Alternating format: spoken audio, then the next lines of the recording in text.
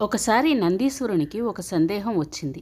అది ఏమిటంటే శివయ్యకు అత్యంత ప్రియమైన వారు ఎవరు అని. ఒకసారి శివునితో తన సందేహాన్ని వివరించాడు.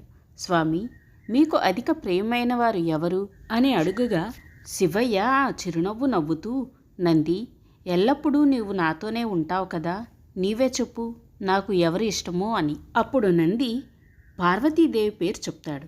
శివుడు కాదు అని అనగా నంది గణేశుని పేరు చెప్పగా శివుడు కాదు అని అంటాడు. తర్వాత కార్తికేయుని పేరు చెప్పగా అప్పుడు కూడా శివుడు కాదనే చెప్తాడు.